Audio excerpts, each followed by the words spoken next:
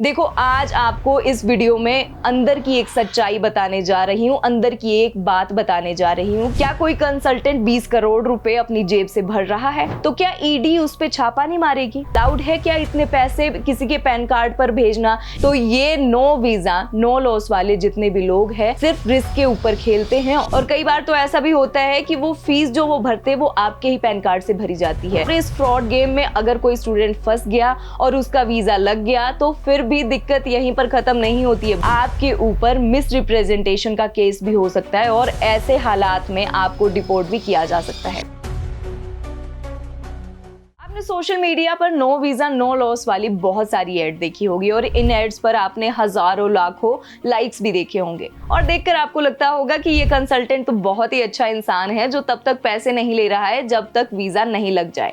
लेकिन सोचने वाली बात ये है कि क्या ये सच में आपकी फीस खुद भर रहे हैं? चलो आपको एक एग्जाम्पल से समझाने की कोशिश करती हूँ। अब मान लो एक कंसल्टेंट या एजेंट अगर 100 स्टूडेंट्स की फाइल लगाता है और एक फाइल का खर्चा होता है 20 लाख रुपए। अब अगर वो 100 फाइल लगा रहा है तो 20 लाख को गुना कर दो 100 से, जो बनता है 20 करोड़ रुपए। क्या कोई कंसल्टेंट 20 करोड़ रुपए अपनी जेब से भर रहा है?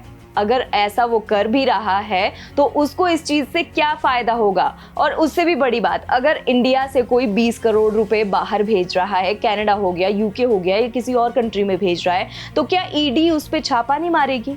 उसका पैन कार्ड जब्त नहीं करेगी? अब ये 20 करोड़ तो वो 100 बच्चों के भर रहा है। इतनी बड़ी एड चल रही है तो सोचो वो कितने बच्चों की फाइल लगा रहा होगा। देखो, कनाडा में इंटरनेशनल स्टूडेंट्स के लिए 3 मेन इनटेक होते हैं और हर इनटेक में अगर वो 100 बच्चों की फाइल लगा रहा है तो क्या वो एक साल में 60-70 करोड़ रुपए बाहर भेज रहा है? और सोचो फिर वो कितने पैसे कमा रहा है। कमाने की छोड़ो, क्या वो ईडी से बच सकता है? और अलाउड है क्या इतने पैसे किसी के पैन कार्ड पर भेजना या फिर किसी के पैन कार्ड से इतने बच्चों की फीस भरना, दूसरे बच्चों की जीआईसी भरना? देखो, आज आपको इस वीडियो में अंदर की एक सच्चाई बताने जा रही हूँ, अंदर की एक बात बताने जा रही हूँ कि ज्यादातर केसेस में जाली डॉक्यूमेंट लगाए जाते हैं और नो वीजा नो लॉस वाले कंसल्टेंट आपकी फीस भी नहीं भरते हैं। यहाँ तक कि आपकी वीजा एप्लीकेशन में जाली ऑफर लेटर, जाली फीस रिसिप्ट और जाली जीआईसी की लगाई जाती है। और जब ऐसे कंसल्टेंट आपकी फाइल सबमिट करते हैं तो वो भी बस राम भरोसे होती है। मतलब अगर वीजा ऑफिसर ने आपकी फाइल अच्छे से चेक कर ली तो रिजेक्शन का रिस्क उसमें रहता ही रहता है। लेकिन अगर वीजा ऑफिसर नया था, उसने सही से चेक नहीं किया,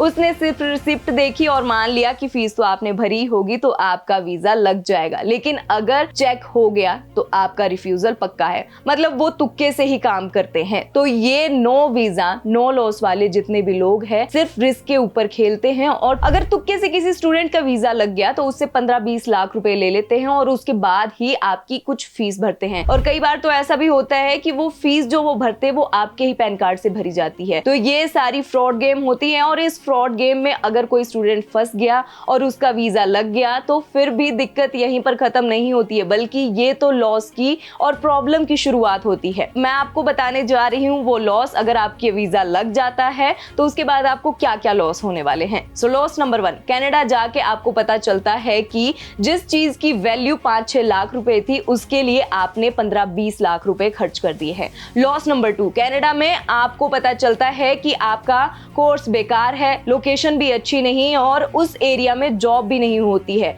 इतना ही नहीं, उस कोर्स में पोस्ट स्टडी वर्क परमिट भी नहीं होता है। लॉस नंबर 3, ये सब कुछ पता चलने के बाद आप कॉलेज या फिर अपना कोर्स चेंज करने का सोचते हो तो जितना खर्चा, यानी कि 15-20 लाख रुपए का जितना खर्चा आप इंडिया से करके आए थे, इन सब चीजों में मतलब कॉलेज चेंज करने में और साथ में अपना कोर्स चेंज करने में उतना ही खर्चा आपका कनाडा में भी फिर से आ जाता है। लॉस नंबर 4, जब एजेंट ने आपकी फाइल लगाई थी तो उसने डॉक्यूमेंट्स क्या लगाए थे आपको नहीं पता होता। फॉर एग्जांपल, उसने गैप को कैसे कवर किया था, आपका क्या वर्क एक्सपीरियंस दिखाया था, आपको मैरिड शो किया था या सिंगल शो किया था, इसमें से आपको कुछ भी नहीं पता होता है। लॉस नंबर 5, जब आप वर्क परमिट के लिए अप्लाई करोगे या फिर पीआर के लिए वहां पर अप्लाई करोगे तो उस टाइम आपके पास वो डॉक्यूमेंट नहीं होंगे जो एजेंट ने आपकी फाइल में वीजा अप्लाई करते हुए लगाए थे, जिसकी वजह से इंफॉर्मेशन जो है आपकी वो मिसमैच हो सकती है और आपके ऊपर मिस रिप्रेजेंटेशन का केस भी हो सकता है और ऐसे हालात में आपको डिपोर्ट भी किया जा सकता है। लॉस नंबर 6, कभी भी आपकी कोई भी शिकायत कर सकता है और आप प्रॉब्लम में आ सकते हो, या ऐसा भी हो सकता है कि